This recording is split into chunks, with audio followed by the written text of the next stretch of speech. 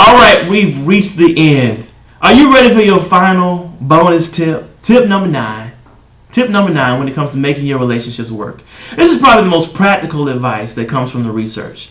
And if I didn't say it before, this research was done by Dr. John and Julie Schwartz Gottman out of the University of Washington that researched this, and they put together a list of what makes people relationship masters versus relationship disasters. And I'm presenting their research to you so you can put it to use in making sure that you all make love and not war. So back to the tip.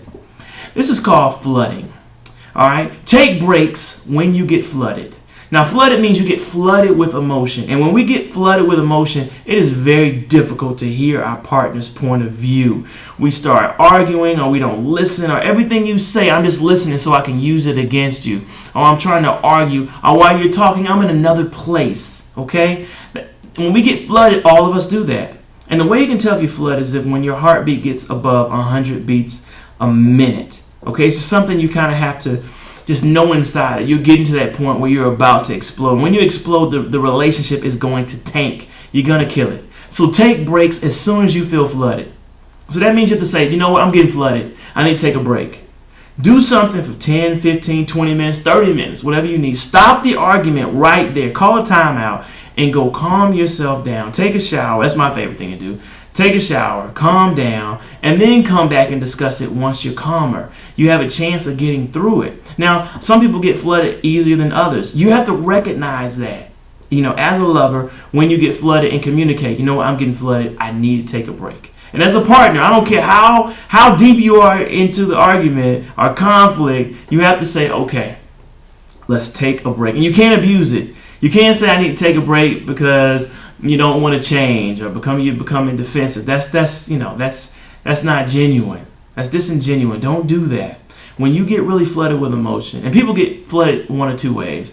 My typical style is to go off. I can feel myself getting ready to go off. Okay? The woman in my life, she shuts down. It's like, curtain closed.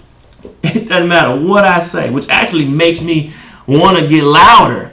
But when I see myself getting flooded, or she recognizes she's already closed the curtain, now she's able to say, you know what, I'm getting flooded. And we're able to separate, go our separate ways, and then come back when our heartbeats are under 100 beats a minute and be able to listen and get through the conflict.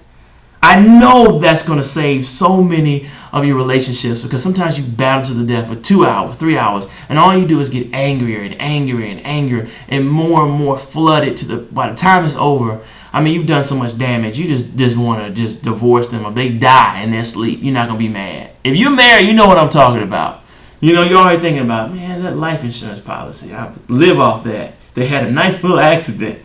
I'm joking. Kind of. All right, but if you've been there, you get it. When you get so frustrated and flooded with emotion, you start thinking crazy and you don't listen. And the last thing you want to do is love and connect. So take breaks when flooded and communicate those breaks and respect them. Don't chase your partner into the shower. Don't chase them out into the yard. Don't chase them into the wall. Let them calm down and then come back when you say, okay? Take breaks when flooded.